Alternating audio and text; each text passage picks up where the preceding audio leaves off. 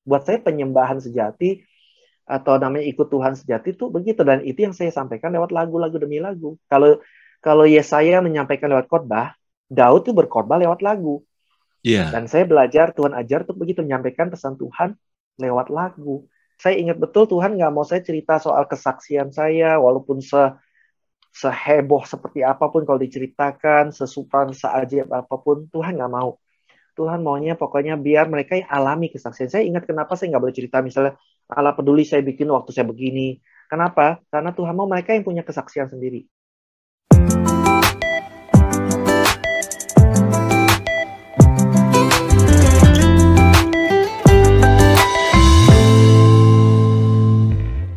Ya, ini menarik yang Pak Jo bagikan ini, maaf Pak Jo. Jadi artinya Go gini ahead, sih, sir. kalau kalau ada di antara saudara yang nonton ini dan mau apa ingin sekali menulis lagu, coba tangkap yang dari pengalaman Pak Jo ini secara rohani ini, karena kita sendiri juga harus mengalami perubahan. Jangan pikir apa ya, jangan pikir ini gampang nulis lagu karena ada saya bisa musik, saya bisa nyanyi, saya bisa menulis lagu syair yang bagus, ya bisa, semuanya bisa.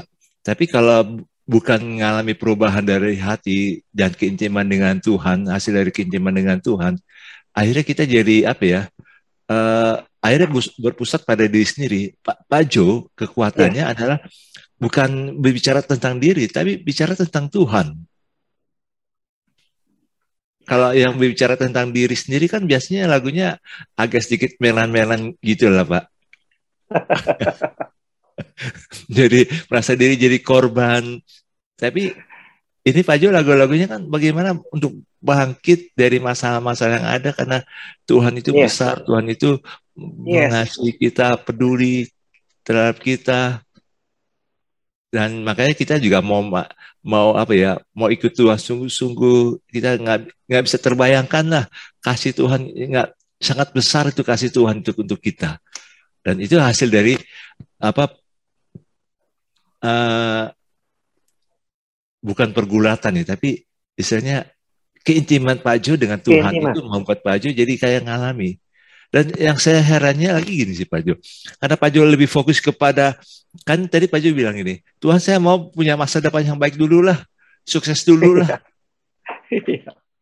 Karena dulu keluarga kan ya minta maaf ini, masalah keuangan, ada masalah kemiskinan, maaf dalam tanda kutip. Ya, itu real, itu problemnya real sekali. Eh, tapi kan sekarang karena taat sama Tuhan, itu urusan Tuhan sudah Tuhan bereskan. Tuhan sudah merdekakan Pak Jo dari kemiskinan. Yes. Jadi orang-orang yang memang mau berkarya bagi Tuhan, jangan fokus dengan takut miskin. Fokuslah dengan taat kepada firman Tuhan, lakukan firman Tuhan, berubahlah sesuai dengan petunjuk firman Tuhan. Soal kemiskinan itu kita nggak perlu pikirkan, nanti Tuhan yang akan berikan. Tuhan akan tambahkan, seperti yang Pak Jo alami. Akhirnya Pak Jo kan nggak minta-minta duit, loyalty. Wah, ini Puji luar Tuhan, puji biasa Tuhan. loh Pak Jo. Pengalaman yang luar biasa. Lagu pertama Pak Jo apa Pak Jo? Masih ingat nggak Pak Jo? Sampai lagu pertama saya di gereja itu lagunya berat sekali. Diambil dari Yeskiel yang Tuhan bilang begini, Pak Gem. Kalau ada orang yang berdosa mati dan kamu tidak kasih tahu apa-apa kepada dia, kamu yang salah loh. Waduh, dalam sekali tuh Pak Jo. Iya, iya. Saya jadi stres waktu itu kan. Kok saya pengennya bikin seperti pencipta lagu umumnya kan kita pencipta duluku begini, sekarang begitu kan gitu kan. Iya, iya. Dulu belum kenal Tuhan selalu. Kalau sekarang, oh damai sejahtera, sukacita, aku mau ikut Tuhan seumur hidupku dan segala yang saya bilang gombal gambul. Itu saya ngomong tentang saya. Jadi kalau orang silakan, saya kan juga, maksudnya saya ngerti gitu kalau pencipta lagu pengen bikin gitu. Tapi Tuhan nggak kasih, nggak usah. Kamu bikinnya yang ini. Oh gitu ya. Wah, saya merenungnya lama itu. Bahwa Tuhan bilang banyak orang terlalu cuek gitu ya, terhadap orang yang itu malah dihakimi, malah dijatuhkan, bukannya malah ditolong. Dan Tuhan kembali ingatkan ke teman saya dulu kan, bahwa dia merasa bertanggung jawab atas hidup kamu juga loh. Dia pengen kamu tuh nggak binasa, itu loh motivasi dia, cuma itu. Dulu kan saya tangkap karena saya anggap orang gereja ya begitulah, namanya juga orang pahitan ya. Ya, Jadi ya, ya. tapi karena itu lagu itu, dan waktu karena sebegitu berat, jadi saya nggak berani pakai bilang tuh saya ciptaan saya. Jadi waktu saya karena takut ditolak, biasa toh masih berbau-bau gengsi kan gitu. Ya, ya. Jadi saya waktu ditanya, ini lagu siapa? Lagu kamu? Bukan, maaf saya memang berbohong, waktu itu cari selamat. Saya bilang saya dengar ini orang-orang nyanyi, saya dengar ya, dalam hati saya memang saya dengar Tuhan yang kasihkan lagu saya kan. Gitu. Oh ya sudah. Tapi waktu dinyanyikan ternyata responnya bagus sekali di gereja itu. Tapi akhirnya lagunya jadi lagunya ciptaan NN. Oh, gitu. Oh iya kan, saya jadi nggak ngaku. Dia cari-cari siapa yang bikin lagunya, nggak ada yang tahu. Jadi lagunya masih ada di gereja lama saya, cuma lagunya disebut NN, no name. Ya nggak apa-apa lah, persembahan sulung ya. Cuma bilang ya salah kamu toh. Itu lagu pertama saya. Dan itu cuma untuk kalian gereja. Oh, gitu ya. Wah, tapi itu berarti tuh Pak Jo memang dari awal itu bagaimana hatinya Tuhan ya. Tuhan mau nulis lagu itu apa ya, memang mau ditulis gitu ya. Bukan Dari bukan awal dari memang. maunya Pak Jo ya, dari Karena pikiran nggak Pak Jo dikasih. sendiri. Karena nggak dikasih sama Tuhan. Bukan itu aku mau. Aku mau kamu cerita apa hatiku. Nangkap hatiku.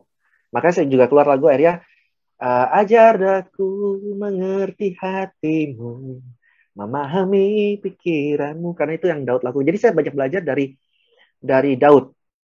Respon Daud terhadap kasih Tuhan. Jadi Tuhan memperkenalkan diri sebagai Bapa pada bangsa Israel di zaman Musa. Pada nggak mau. Jadi masalahnya bukan Tuhan nggak mau. Respon kita yang nggak mau. Gitu. Respon manusia yang nggak mau. Di Daud dia tanggap. Dia begitu suka sekali dengan istilah Bapa itu, ibaratnya dia betul-betul menghayati sekali Ya, Tuhan itu sebagai Bapa dia. Gitu kan. Dan ini saya belajar soal respon. Merespon hati Tuhan. Gitu. Jadi sampai saya tanya sama Tuhan. Waktu saya disuruh ganti nama umur 17 tahun. Saya disuruh ganti nama sama Tuhan. Saya bilang, Tuhan, kenapa bukan Daud? Kan Tuhan suruh saya belajar dari Daud. Khotbah juga soal Daud, kan bagaimana tentang penyembahan, begitu kan, penyembah. Kenapa bukan Daud tapi Yonatan gitu? Kan Yonatan mati muda. Seperti biasa kan, otak kiri saya. Sampai sekarang kalau saya diskusi sama Tuhan, saya percaya, makanya Tuhan bilang sehati sepikir.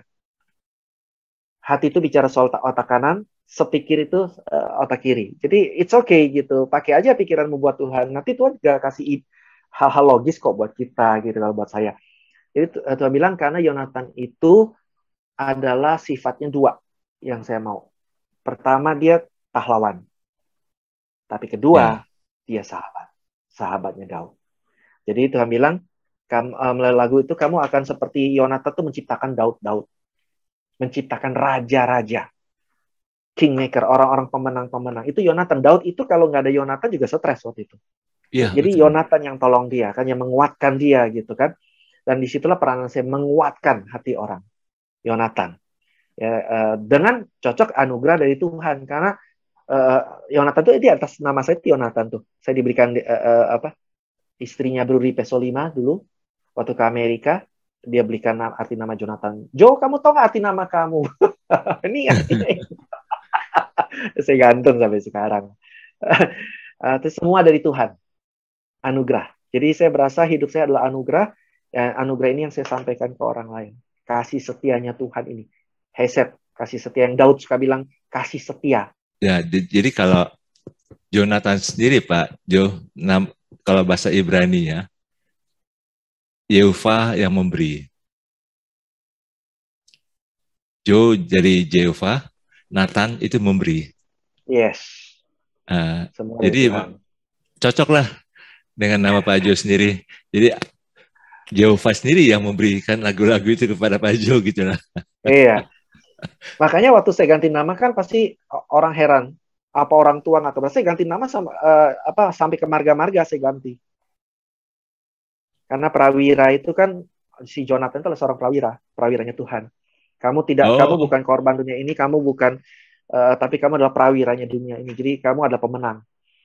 Bersikaplah seperti prawira gitu loh.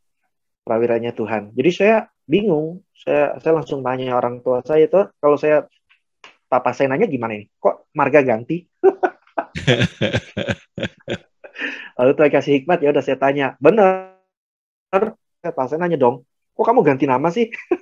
Saya bilang ini loh Pak, siapa tahu nasib kita berubah. Saya bilang oke.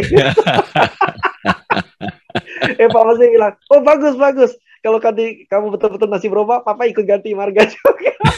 Jadi selamat. Jadi saya berasa tuntunan Tuhan itu kan kalau orang suka bilang bentrok sama keluarga dan sebagainya. Kalau saya percaya kalau kita betul-betul taat ya Islam kerjasama sama Tuhan, percaya sama Tuhan alangkahnya, lakukan dengan kasih. Ya sebenarnya Tuhan minta sederhana kok, kasih kok, lakukan semua dengan kasih aja. Sikap kita, ngomongan kita gitu ya. Tuhan yang ajaib lah kerja. Jadi saya ingat nggak ada hambatan. Dan waktu itu ya duit habis, saya nabung habis cuma buat ganti nama waktu itu. Tapi ya itulah, saya berasa betul-betul Tuhan tuntun pas semuanya, selalu pas gitu, tidak berkekurangan, tidak pernah. Saya pernah dulu janji, karena waktu itu saya sakit Pak, saya sakit, dan waktu saya sakit dikasih obat saya nggak mau, ngambek. Saya bilang saya minum obat harus dikasih jam. Saya sampai sekarang ada lagi kepikir kalau nanti ketemu jam model itu lagi saya mau beli buat kenang-kenangan memori. Oh iya, Papa saya bilang nanti beliin. Wah, udah minum obat ya, tidur. Pas saya bangun, orang tua lagi nggak ada, saya ke kamar orang tua saya. Biasa tahu anak sakit cari perhatian. Tiba-tiba saya dengar orang tua saya lagi nangis-nangis di kamar. Maksudnya kayak bilang, kita pinjam duit ke siapa lagi ya? Waduh, saya kaget sekali di situ. Waduh, saya ini nggak tahu diri amat jadi anak gitu ya. Nah, sejak itu saya punya tekad, saya nggak mau minjem duit sama orang. Saya tidak mau Tuhan. Sakitnya tuh seperti ini. Dan ternyata Tuhan tuh dengar. Apapun yang mungkin buat kita hal remeh ya, buat kita hal yang nggak penting banget begitu ya. Tapi sampai saat ini, saya bukannya kaya seperti apa. Itu kenapa saya nggak pernah pakai brand. Ya, bukan berarti saya nggak bermodel. Oh sorry, kalau model saya bermodel. Cuma banyak cara untuk bisa tampil baik tanpa perlu harus brand. Kenapa? Karena saya terlalu sadar, aware, uang yang saya punya itu dari Tuhan semua. Berasa betul. Kalau tanpa bantuan Tuhan, saya nggak. Jadi saya nggak berani pakai bahkan untuk saya. Karena apalagi saya hamba Tuhan. Jadi lebih baik uang saya tuh, kalau orang suka nanya kan, asetmu di mana? Aset saya di CD. Di musik yang saya buat itu aset saya itu uang saya semua di sana. Ya, buat saya apa ya ini ya tetap keren sih. Saya cari kalau ada model bagus dan murah, harganya nggak mahal ya saya beli sesuai dengan, dan saya tanya Tuhan, oke nggak? Oke, saya pakai. Jadi saya nggak pakai hanya karena ikut-ikutan. Tapi bukan berarti saya nggak punya brand, tetap ada sih barang-barang berbrand karena memang mutunya bagus. Ya misalnya kalau kita hanya karena mutu jelek terus kita anti brand juga salah. Orang bilang hidup sederhana kumuh itu buat saya juga itu bukan maunya Tuhan. Tuhan maunya kita bersinar. Sederhana boleh. Carilah yang sesuai harga kita, tapi yang tetap bersinar gitu loh. Orang bisa percaya sama kita. Sebab Tuhan, saya ingat pelajaran pertama adalah kalau kita nggak mengasihi diri kita sendiri, gimana orang mengasihi kita? Bukan egois. Egois itu justru nggak mengasihi diri sendiri. Egois itu merusak diri sendiri. Ibaratnya rusak sama-sama. Egois itu seperti orang bilang, ayo kita hancur sama-sama lah. Itu egois. Ya. Ibaratnya, tapi kalau orang mengasihi diri sendiri tuh, dia sadar bahwa saya ini berharga di mata Tuhan. Jadi badan saya perlakukan baik-baik. Kenapa saya nggak merokok? Karena saya menghargai badan saya. Jadi bukan soal dosa nggak dosa. Kenapa saya nggak minuman keras? Saya menghargai badan saya. Badan saya harus sehat. Kalau nggak sehat gimana kerja? Kalau nggak kerja gimana dapat uang? Kan itu namanya mengasihi diri kita, gitu kan? Beda. Jadi bukan oleh ketidakbolehan atau bolehan, tapi kesadaran semua, gitu kan? Saya mengasihi. Maka pakai baju pun yang baik, pakai barang yang baik, bermutu, berkualitas supaya produktif. Kalau kita berpikir seperti itu, sehat, saya percaya anak Tuhan tidak ada yang kumuh. Indah semua. Karena meskipun murah, tapi tampil baik. Dan kalau tampil baik, orang gampang percaya dong. Terima pekerjaan, pasti orang lihat. Kalau orang lihat kita bekerja sudah kumuh, tampang susah, tambah takut perusahaan. Tapi kalau perusahaan melihat kita udah siap percaya diri, udah siap bekerja buat Bapak, siap jadi berkat. Bukannya mikir gini, tolong Pak, saya butuh ini Pak. Wah itu pekerjaan dunia nggak bakal mau nolong. Ya, betul. Tapi kalau sudah datang sebagai berkat, saya siap Pak nolong di perusahaan ini. Saya siap kerja, waktu saya siap, semua siap. Gimana keluarga? Oh, saya sudah atur baik-baik dengan keluarga, mereka dukung saya. Oh, semua akan baik. Jadi Betul. itu yang Tuhan ajar di saya sebagai pencipta lagu tuh justru bukan bikin lagunya, tapi betul kata Pak Gem tadi, rupanya saya semakin ingat juga ya karakternya, karakter kita dulu. Karakter Iya, yang indah seperti Daud indah. Yang ketika Saul pandang, ini orangnya elok. Daud iya, ketika datang kepada Saul tidak dibilang pandai mencipta lagu loh. Nggak ada sama sekali. nggak ada, betul. Elok, pandai bicara. Ya, wajahnya berseri-seri, ya, merah-merahan gitu kan. Ibaratnya elok kan. Lalu Betul. disertai Tuhan. Itu yang apa kalau di saya sebagai pencipta lagu ya begitu. Gitu. Mungkin di yang lain, saudara mencipta hal yang lain. Pekerjaanmu, dalam bidang apapun, pelayananmu, kau sebagai melayani sebagai penari, kayak multimedia, kayak WL, kayak apapun itu, sama rasanya. Karakter kita Betul. penuh kasih itu. Itu Pak Betul. Gem. Jadi memang karakter itu membuat kita tetap berada di atas, Pak Jo. Yes. Nah, memang karunia itu memang bisa membuat kita cepat naik ke atas. Ya, betul. Tapi kalau hanya mengandalkan karunia tanpa ditopang oleh karakter yang dibentuk oleh Tuhan, yang diubah oleh Tuhan, dan kita sendiri mau diubah, kita akan cepat turun Gitu ya, seperti Saul itu. seperti Saul gitulah. Nah ini jangan Karakternya, sampai kita ngalami seperti itulah. Makanya apalagi kalau misalnya jadi kayak penulis lagu, itu akan jadi terkenal, akan istilahnya dapat duit banyak. Kalau kalau di dunia ya Pak ya, jadi loyalty terkenal. Jadi mereka akan merasa wah ini udah hebat ini. Nah pada saat kita nggak menjaga hubungan dengan Tuhan, fokus kita pada dunia ini lagi, pada pada dunia, akhirnya kita jadi kehilangan fokus pada Tuhan. Dan itu yes, kesempatan bagi iblis untuk merusak hidup kita. yes, Nah ini rugi. yang saya lihat dari pribadi Pak Jo yang saya kenal, ini Pak Jo menjaga hati bukan untuk dikenal orang, tapi bisa mengenal Tuhan. Amin. Thank you, Tuhan. Karena ini bukan hal yang mudah sih Pak Jo. Pada saat dapat pujian, dapat kehormatan dari banyak orang, orang hormati, orang sanjung-sanjung. Nah, kita ini harus jaga ini. Nah, ini karena karakter Pak Jo yang memang Pak Jo, karena apa? Taat pada Tuhan sih. Taat yang mutlak kepada Tuhan. Ini yang dialami oleh Daud ya. Waktu Daud apa saja yang Tuhan bilang, dia langsung respon. Waktu Tuhan tegur Daud melalui Nabi Nathan, dia langsung respon, iya saya yang berdosa. Dia nggak berbantah-bantah dengan Nabi Nathan. Right. Dia bilang, akulah yang berdosa, akulah ini orangnya, akulah yang harus mati. Aku jahat ini. Dan itu yang Tuhan lihat, ini orang yang benar. Ya artinya setiap kita pasti ada pergumulan dengan dosa ya, dengan diri sendiri. Yes. Makanya lagu Pak Jo tadi yang Pak Jo bilang, ku telah mati dan tinggalkan.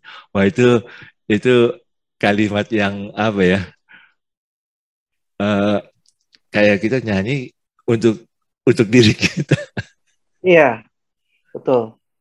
Dan roh kita sebenarnya rindu akan itu. Kita mau mati kok untuk masa lalu, untuk hal yang roh kita rindu kok sebetulnya. Di situ Betul. saya baru sadar, Tuhan tahu betul hati kita. Jadi saya ini cuma saksi. Kalau saya bikin lagu ini saksi bahwa Tuhan tuh peduli kok sama kita. Betul-betul segala sisi sisi jeleknya kita itu Tuhan tuh sangat-sangat care. Dia sangat mau perbaiki kita, pulihkan kita. Itu saya berasa sekali.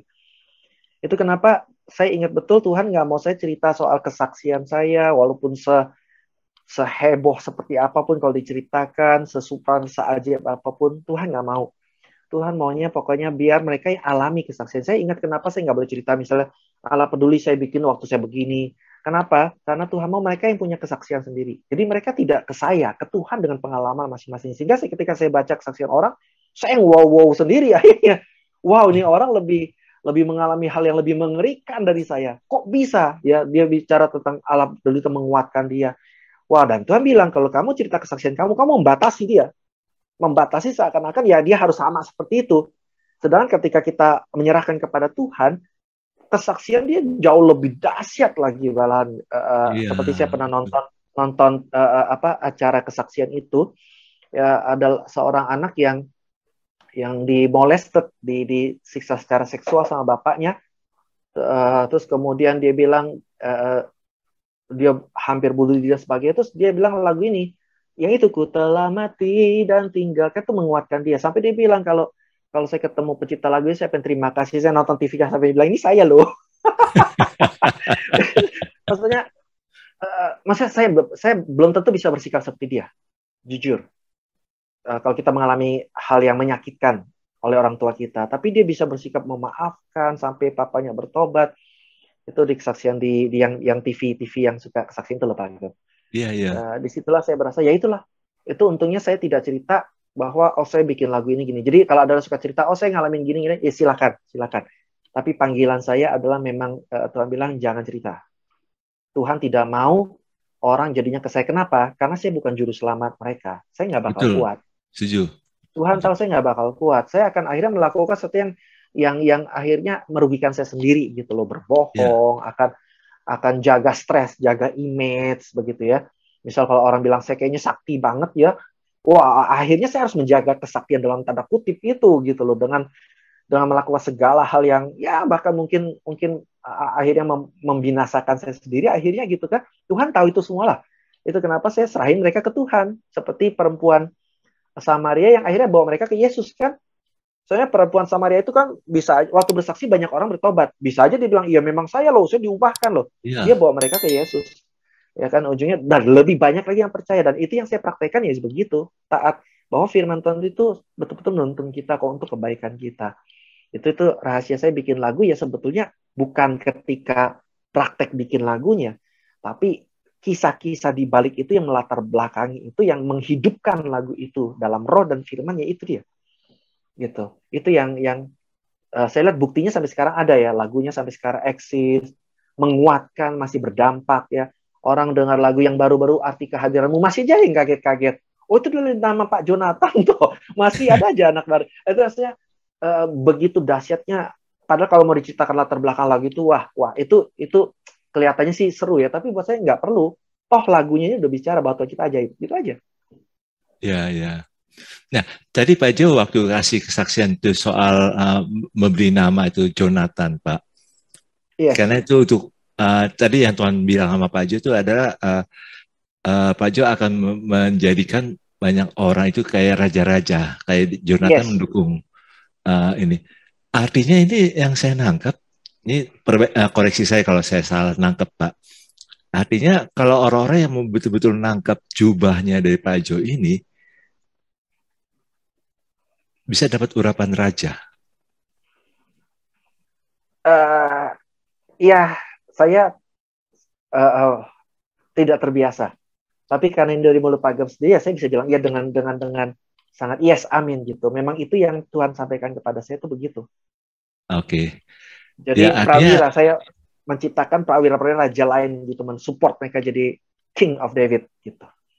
Ya artinya di sini bukan hanya sekedar nyanyi atau nulis lagu atau belajar dari pribadi Pak Jo, tapi bagaimana melalui melihat jadi contoh karakter yang Tuhan bentuk dalam diri Pak Jo, dan mereka juga akhirnya belajar, oh ini kekuatannya Jonathan Prawira.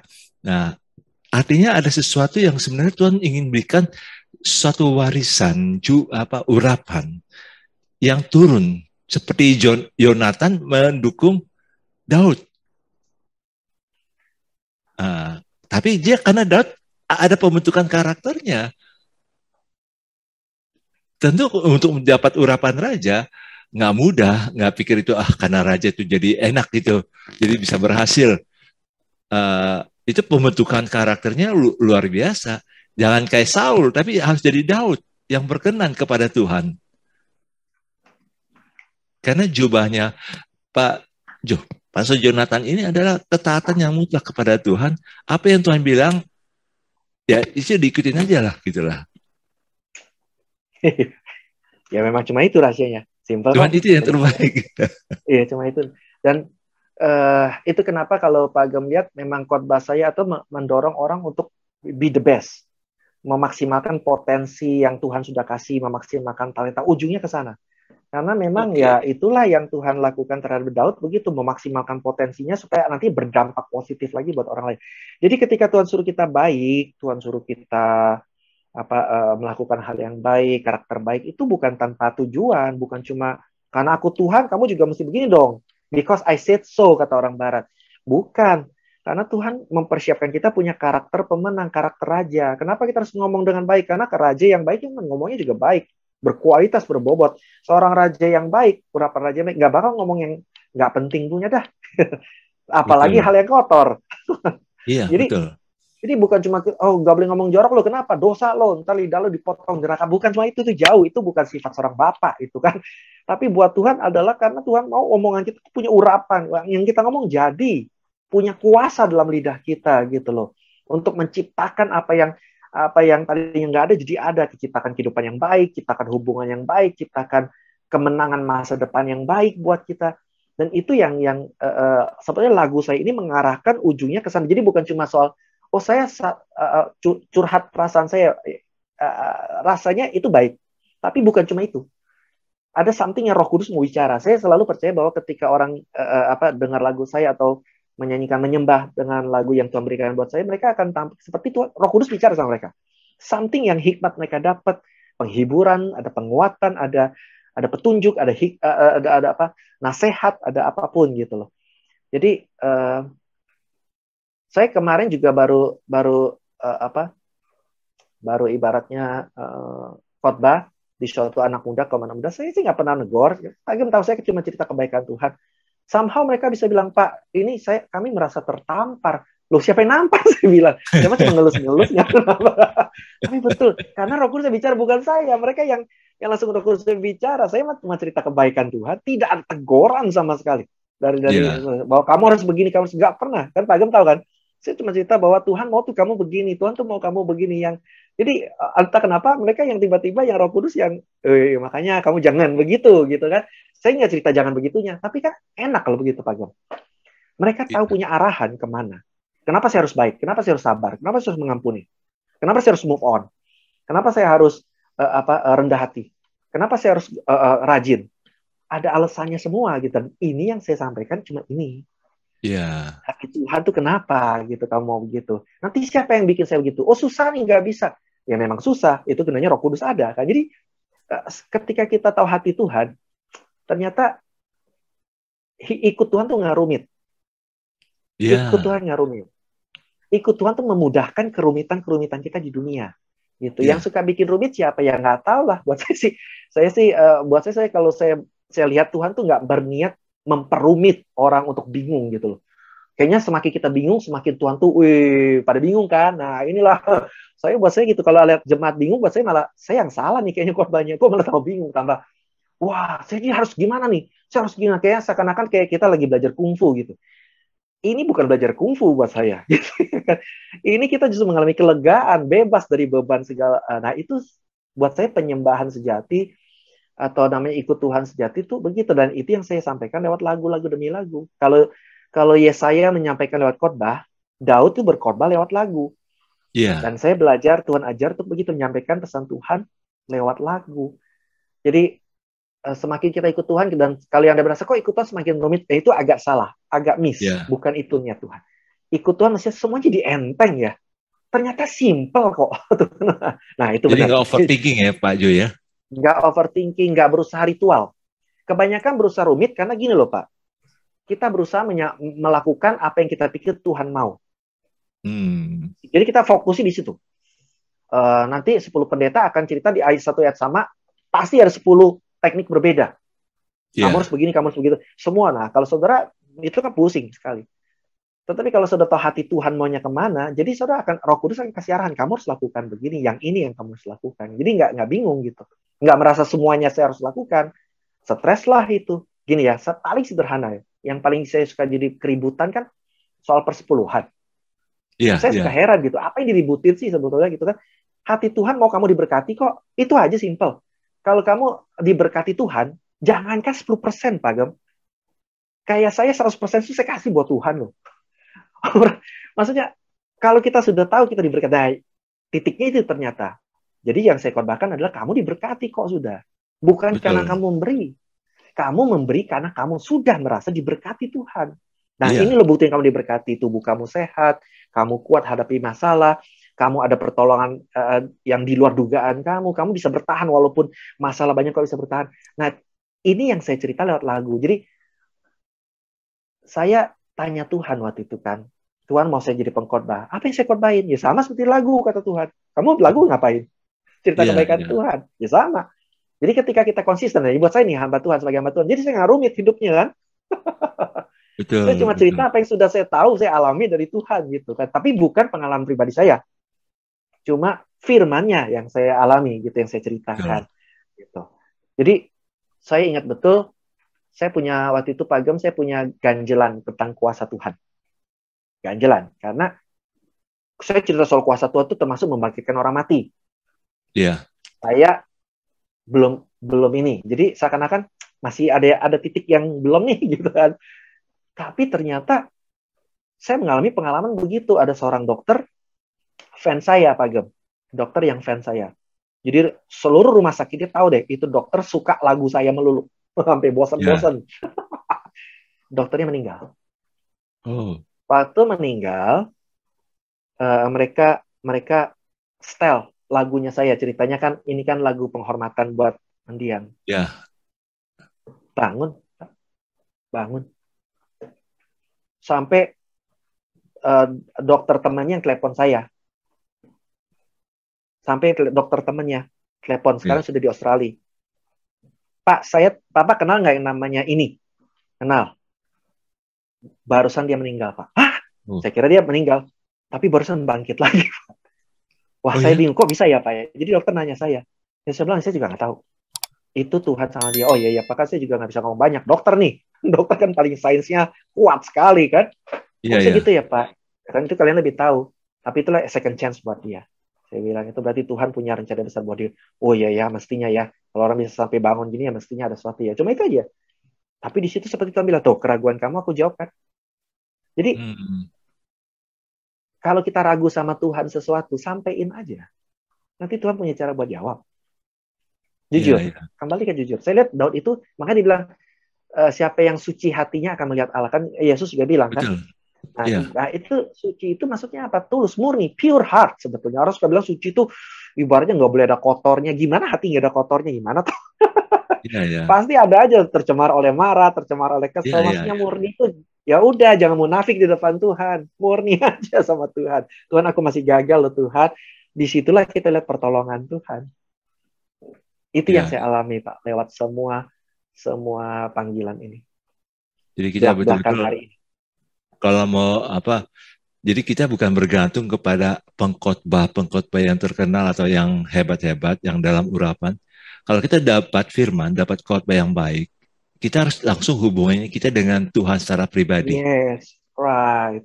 Betul. Nah, Itu bukan itulah bukan apa yang keindahannya. disajikan itu yang kita akan jadi pegangan, tapi bagaimana membuat kita dekat lagi dengan Tuhan, Yes, yang menebus kita, yang menjadi juru selamat kita. Nah, itu yang betul. yang kunci yang tadi Pak Jo jelaskan gitu. Karena kalau kita hanya mengandalkan, wah ini hebat nih khotbahnya, ya khotbahnya hebat, tapi Tuhannya bagaimana dengan kita? Yes, betul. Eh, Betul. jangan sampai hubungan kita dengan pendeta bisa menyingkirkan Tuhan dari hidup kita.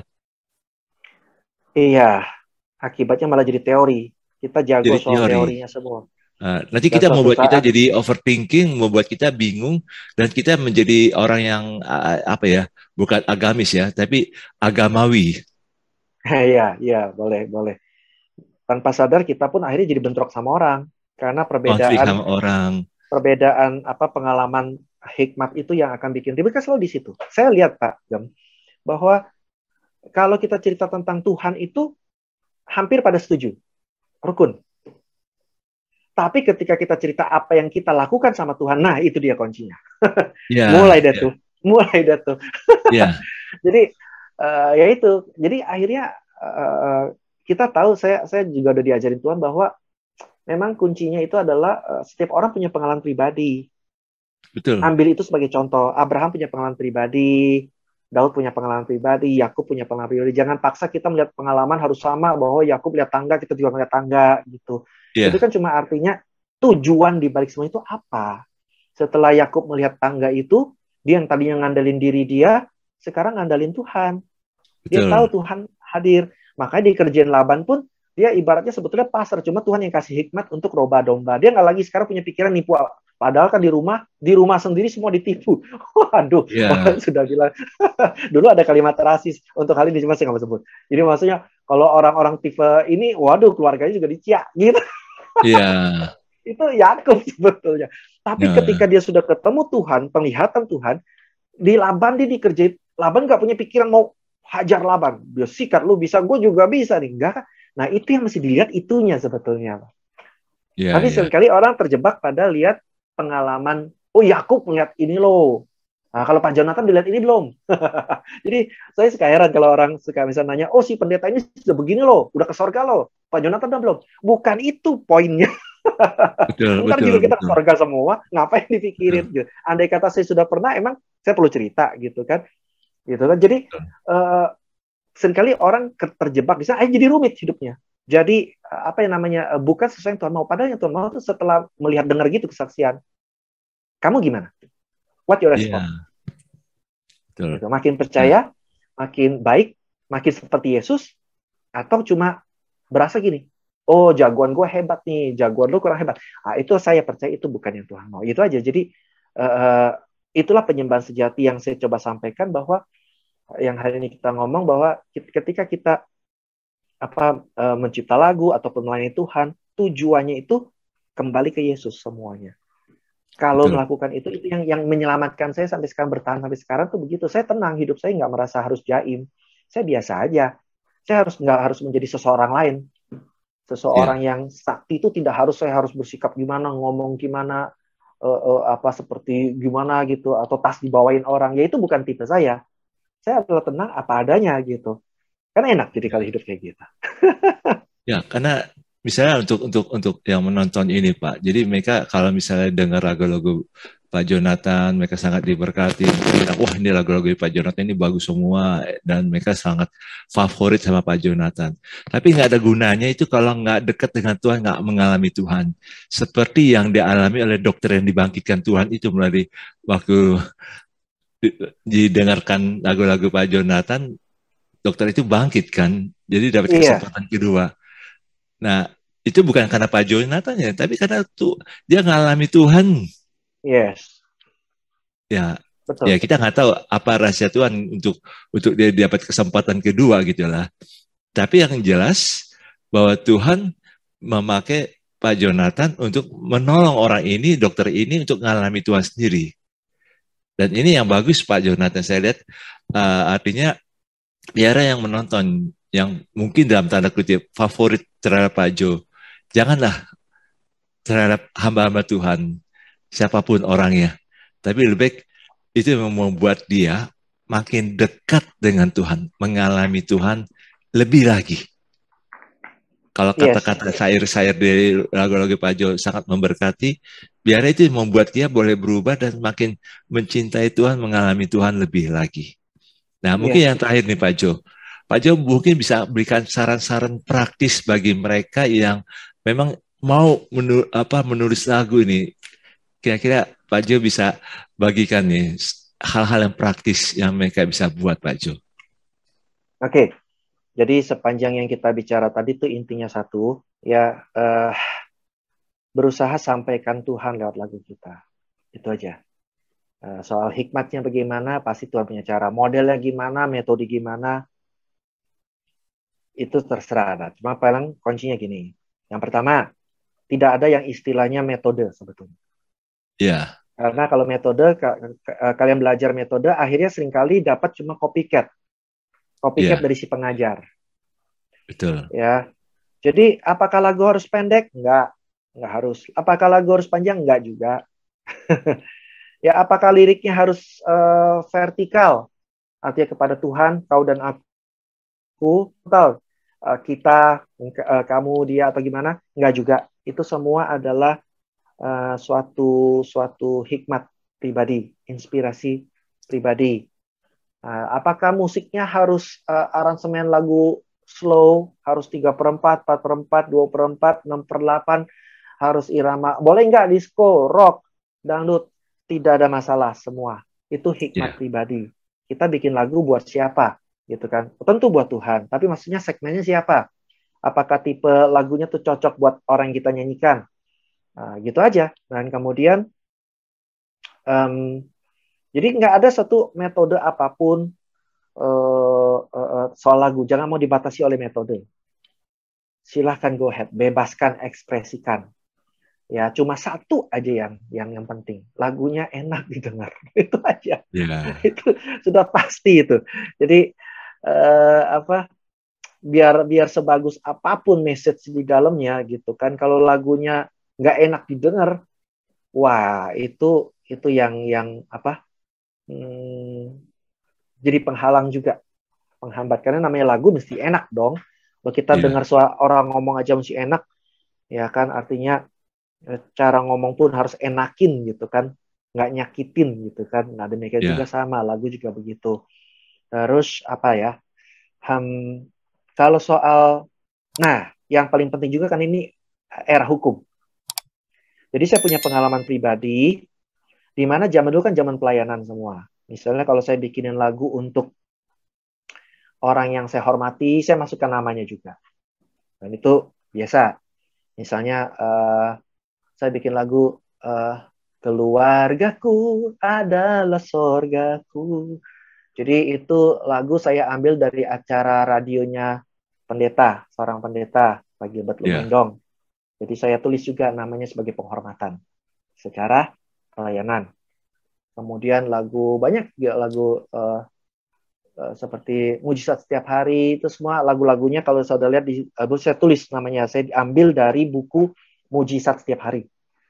Itu jadi di request oleh Pak Gilbert. Waktu itu Pak Gilbert bilang, saya punya buku nih judulnya Mujizat Setiap Hari, bisa nggak kamu bikin lagu-lagunya dari sana? Oh bisa. Nah jadi kalau di sana dilihat ada penghormatan juga buat Pak Gilbert. Tetapi di zaman sekarang perlu tahu siapa yang menciptakan lagunya, harus didaftar. Artinya memang secara hukum saudara harus daftar hak cipta. Dan yang namanya request atau namanya cameo itu sebetulnya bukan pencipta. Jadi saudara bukan karena oh saya temen nih sama dia nih, nggak enak hati nih, mungkin dia nyumbang sedikit not atau nyumbang kata-kata, nyumbang judul gitu ya. Bikin deh lagu yang ini deh. Kayaknya kata-katanya bagus nih. Terus saudara nggak enak hati soal masukin, dan itu akan secara hukum sangat nggak bagus. Jadi make sure saudara tahu itu secara hukum siapa punya. Daftar. Ya. Ini penting di zaman now yang tadi saya bilang. Jadi bukan soal royaltinya Pak Gem. Ini bicara soal keabsahan lagunya. Karena saya punya pengalaman gitu. Waktu dulu ketika saya sedang bikinin lagu atas permintaan seorang, ya katakan seorang yang punya kesaksian luar biasa lah. Saya bikinin lagu, tapi kemudian saya dengar dia mulai cerita-cerita seakan-akan dia yang dapat lagunya. Nah waktu itu saya tanya Tuhan, saya harus gimana ya? Tuhan bilang ya diamin aja. Yang penting, saya ingat zaman dulu ya. Tuhan suruh saya ini, simpen rekaman aslinya lagu itu, dan kedua suruh daftarkan lagu saya. Waktu dulu lagu saya nggak pernah didaftarin, Iya. tapi khusus lagu-lagu tertentu Tuhan suruh daftarkan. Saya bilang buat apa? Mahal loh daftar itu. Saya jujur, Tuhan mahal loh ini. Saya bilang kamu daftar aja. Ya udah saya daftar. Dan ketika terjadi sekarang zaman internet kan udah rame tuh langsung kan. Ini Iya. lagu ciptaan siapa? Apakah berdasarkan katanya ini ke sorga? Apakah berdasarkan ini dan sebagainya? Orang hukum lihat dong, orang YouTube tanya. Ada bukti? Saya kasih buktinya. Oh ya sudah, selesai. Jadi untuk mencegah. Jadi saya nggak perlu klarifikasi gitu kan. Oh orang minta, ayo dong lawan. Saya bilang, ngapain ini? Lawan-lawan. Bukan Betul. sifat saya. Ya, terserah dia mau ngakuin kayak apa ya, biar aja. Kalau dia happy begitu ya silakan. Kalau pengikutnya happy ya silakan. Gitu kan. Saya juga ngalamin, mereka nggak percaya, minta saya bukti, saya tidak buat mereka saya nggak perlu buktikan apa-apa. Kalau saudara memang yang bikin lagu itu, saudara nggak perlu buktikan apa-apa. Iya, Gitu. betul. Kalau saudara berusaha membuktikan, malah bukan saudara yang perlu buktikan kan pengadilan atau hal hukum kayak YouTube kan, dia akan dia kan cantumkan kan sekarang misal YouTube atau medsos, ini siapa punya sebetulnya secara hukum. Kalau secara rohani mau ngomong apa aja YouTube-nya nggak pusing. Tuhan yang kasih, malaikat yang kasih, bodo amat gitu. Nah, kemudian oleh hikmat Tuhan itu saya bilang, nih raw-nya atau aslinya. Jadi kalau saudara bikin lagu, raw-nya simpen ya. Jangan dibuang. Jadi saya punya raw, bukan saya yang simpan, justru keluarga saya yang mereka bilang, saya suruh buang. Saya kan tipenya, udahlah ngapain, Tuhan punya ini buang aja. itu agak jeleknya itu. Tapi keluarga saya, enggak dong, ini kenang-kenangan. Jadi mereka dari kaset mereka simpen sampai direkam di CD, dimasukin ke digital. Ternyata itu berguna. Jadi ketika ada masalah di YouTube, ada penyanyi yang mengaku itu lagu dia, dengan mudah YouTube cek mana buktinya, langsung disodorin, oh ini Jonathan punya. Tidak usah kita yang bela, Tuhan yang bela. Jadi selama ini Pak Gem terjadi begitu. Karena saya nggak daftar di YouTube, yang lain yang daftar. Banyak sekali. Tinggal saya yang bingung, loh kok saya masukin lagu saya sendiri kena ban, kena copyright. Oh, kok malah saya yang bayar ke siapa ini? Ternyata. Tapi kemudian setelah YouTube ngecek, oh ini lagunya Jonathan, ada bukti raw-nya, ada bukti kepemilikan, udah aman, semuanya aman. Dan saya tidak menuntut balik, itu bukan. Jadi jangan pernah saudara terpancing untuk melawan balik dengan cara serahkan kepada Tuhan. Kalau Tuhan sudah bela saudara, belanya tuntas kok, no problem. Ya jangan begitu, saudara akan tetap tenang, tetap berkarya. Jadi inilah yang saya kunci praktisnya, bikin lagu tuh kok gitu aja kok. Jadi pastikan hak ciptanya itu yang sekarang. Betul. Sisanya bebas. Nah sekarang kunci lainnya adalah saudara punya lagu seringkali lucu nih. Itu yang lucu bukan salah, tapi ya saya ngerti. Kalau saudara punya seorang penyanyi, saudara carinya siapa? Lagu dong. Kalau saudara punya lagu, carinya siapa? Pak Gem? Penyanyi. Nah, banyak sekali pencipta lagu cari ke saya, sesama pencipta lagu. Itu kita sesama bikin lagu buat apa? Saudara zaman sekarang cari penyanyi. Iya. Cari penyanyinya, ya kan? Terus kenapa Pak? Ada yang bilang, kenapa Pak Jo nggak mau nyanyikan lagu? Saya bukan penyanyi profesional, saya nggak bisa nyanyi lagu orang. Saya nggak bisa. Takutnya jelek malahan Pak Jo. Bukan bagus lah, sama jelek gimana kan saya. Saya cuma cocok nyanyi memang lagu yang Tuhan kasih ke saya, gitu aja. Karena saya seorang pemasur, bukan penyanyi. Saya cari penyanyi, rekam di YouTube, kasih musik yang bagus. Nah, itu. Malah di sini saya mau katakan, kalau memang saudara punya video yang bagus, lagu saudara yang sudah dinyanyikan di video, di mana video klip, nah itu baru boleh hubungi saya. Nanti kita apakan lagu. Kalau sudah lagi mentah, jangan kasih ke saya. Biar itu rahasiamu. Ya, saya nggak mau dengar Pak Gem, karena saya nggak mau nanti orang bilang gini, oh ini lagunya Pak Jo kan dengar lagu saya. Nah, itu kan nggak enak sekali gitu kan. Jadi jangan kasih saya kalau masih raw. Sudah dipublikasi dulu, baru tanya saya kemarin. Juga ada seorang anak muda yang dia bikin lagu sekuler, lagu anak-anak. Sudah jadi. Baru dia tanya ke saya. Nah, itu betul. Kalau sudah jadi, betul. Oh ya, kamu lagu gini. Kalau belum jadi, masih raw, jangan ya. Jadi, itu aja, semoga ini menolong tips-tips baik secara karakter. Ini Pak Gemnya konsentrasinya ke karakternya nih. Kalau saya praktisnya adalah semoga ini menolong kita untuk jangan pernah ragu. Ada yang mau tanya, kata-kata dulu atau not dulu, mana yang Tuhan kasih dulu. Gak usah dibatas-batasin. Intinya bebaskan dirimu. Izinkan Tuhan berkarya seluas-luasnya. Lagu anak-anak apa dewasa yang mana Tuhan kasih. Ya gak perlu ragu. Selama lagu itu bagus, kedengaran saudara cek aja dulu ke sekitar. Biasanya keluarga itu adalah pengkritik paling jujur tapi juga kejam. Gak apa-apa, justru saudara harus nanya. Gimana? Kalau saya nggak nanya. Karena saya tahu itu kejamnya. Jadi saya nanya. Biar jadi aja. Tapi kan udah lewat zaman saya kan. Ini zaman saudara kan harus tanya, atau sahabat yang sudah percaya. Boleh deh. Ya kita kompromi, kan namanya hikmat. Betul. Jadi izinkan dia jujur. Ya saudara jangan cuma mau dipuji ya. Kalau mau dipuji, apalagi bilang gini, ini lagu dari Tuhan loh. Siapa yang beri kritik kalau sudah begitu? Kalau sudah dari Tuhan, bagus Pak. Ini izinkan dia yang cek. Bagus nggak? Kurang di mana menurut kamu? Yang saudara percaya ya. Jangan tanya ke sembarang orang. Karena kalau tanya sembarang orang suka mikir gini. Karena mereka nggak bisa lihat ngebayangin Pak Gem, ngebayangin hasil akhirnya. Otomatis mereka langsung bandingin. Oh kok mirip lagu ini ya? kok mirip lagu itu ya? Lagu apapun kalau dibandingin pasti mirip semua. Ya. Pasti not cuma do, re, mi, fa, sol, la, si, do. Pasti mirip semua. Ada yang bilang, ya nggak boleh jadi alasan dong. Ya silakan aja coba buktikan. Kalau yang ngomong kan nggak boleh jadi alasan, harus beda. Ya silakan buktiin, bikin, coba. Ya pasti ada aja yang kemirip mana. Jadi jangan tanya sembarang orang. Nanti saudara yang kecewa.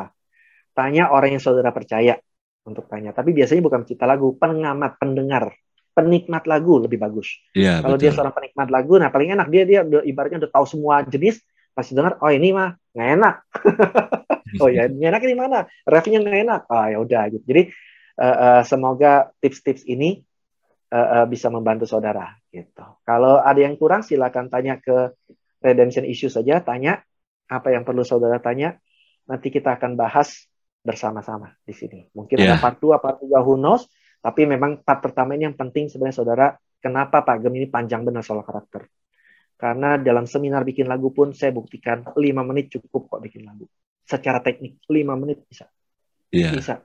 Tapi pengalamannya seumur hidup nggak bisa cuma 5 menit, saudara. Betul. Nah ini yang Pak Gem mau saudara tuh jadi nggak kaget waktu saudara menjadi pencipta lagu. Saya niat baik nih pencipta lagu, kok saya malah banyak diginiin, malah jadi stres, malah jadi banyak masalah, banyak orang nentang saya, banyak orang bullying saya. Itu bagian dari Tuhan mengurapi kita. Betul. Nah, ya, jadi kiranya berapa lama kita ngomong ini terlama kali sepanjang sejarah Redemption itu. Jadi bisa berapa episode ini Pak Jo? Iya, tapi paling tidak karakter itu lebih penting daripada karya gitulah. Karena kalau karakter udah menunjang karya itu akan berkepanjangan, berkesinambungan. Tapi terima kasih loh Pak Jo untuk sharingnya yang luar biasa ini. Saya juga diberkati, saya juga makin banyak hal paradigma yang boleh dirubah, apa sih yang memang bisa ngalami Tuhan lebih lagi melalui lagu-lagu Pak Jo, dan apa sih yang Tuhan taruh dalam diri Pak Jo tentang menulis lagu 5.200. Pertanyaan ini terakhir nih Pak Jo. Apa puas Pak Jo dengan 5.200 lagu Pak Jo? Sebetulnya saya membuat lagu dengan suatu paradigma, bicara soal paradigma, bahwa ini adalah lagu yang terakhir. Selalu begitu. Tujuannya kenapa? Supaya kita kasih effort, the best effort kita ada. Selalu berpikir ini yang terakhir. Jadi ibaratnya bukannya saya nyimpen, yang bagus lagi nanti. No. Saya selalu bayangkan bahwa this is the last gift saya untuk dunia ini gitu. Maka saya akan taruh effort yang terbagus. Nah, setelah jadi apa? Oh, masih ada kesempatan. Ya berarti yang berikutnya yang terakhir. Cara saya begitu. Jadi cara saya paradigma adalah selalu menganggap, jadi bukan soal puas nggak puas kalau saya, tapi saya selalu puas kalau bisa kasih the last gift yang the best gitu. Nah itu puasnya di sana. Itu sama aja nggak puas-puas ya. Cara yang terbalik ya Pak Jo ya, cara berpikir yang terbalik ya. Jadi artinya kan kalau berikan yang terbaik yang terakhir ini, artinya kan bukan berarti puas, tapi kan akan nanti ada lagi. Karena kita nggak tahu kapan jam kehidupan kita berbunyi nih Pak. Betul. Jadi saya mau persembahan saya yang terakhir adalah selalu yang the best. Jadi tidak ada penyesalan, selalu segenap hati. Kuncinya kalau ada orang tanya pada saya, kuncinya penyembahan itu apa? Di Mazmur 9 ayat 1 kuncinya Daud segenap hati bersyukur. Nah, kemudian di Efesus Rasul Paulus bilang bernyanyilah bersolah bagi Tuhan dengan segenap hati. Selalu kuncinya segenap hati. Jangan tanggung-tanggung. Itu jangan ragu-ragu, jangan tanggung-tanggung, jangan terpaksa, jangan rutinitas. Ya dengan segenap hati. Sehingga apapun yang terjadi kita udah nggak ada penyesalan. Dan kita ada the best yang kita bisa lakukan. Ya. Terima kasih Pak Jo. Dan saudara yang mendengarkan dan menonton Redemption Issues ini, saudara bisa belajar banyak dan saudara bisa menyimpulkan apa yang saudara lakukan dalam pergumulan saudara dengan Tuhan secara pribadi, dan biarlah saudara dipakai Tuhan, baik yang menulis lagu, baik yang menyanyi maupun juga yang jadi WL atau pemain musik. Silakan saudara berkarya. Yang paling penting karakter kita boleh diubah oleh Tuhan dan kita bisa menjadi serupa dengan Tuhan. Dan biarlah lagu-lagu yang kita nyanyikan lagu-lagu yang kita boleh persembahkan kepada Tuhan, baik dalam format sebagai pemain musik atau penyanyi atau WL. Di era ini banyak mengubah hidup kita dan mengubah juga kehidupan banyak orang, sehingga banyak orang boleh Amin. makin mengenal Tuhan. Dan apabila Amin. saudara ada pertanyaan-pertanyaan tentang menulis lagu atau pergumulan-pergumulan tertentu dalam menulis lagu, saudara boleh kasih komen, tulis di komen, dan saudara nanti kami akan jawab pada waktunya nanti. Ya, demikian Pak Jo. Terima kasih Pak Jo atas sharingnya yang luar biasa, dan biarlah firman Tuhan itu menjadi pelita bagi kaki kita dan terang bagi jalan kita Pak Jo. Tuhan Yesus Amin. memberkati Pak Jo. Shalom. Berkati. Shalom, shalom.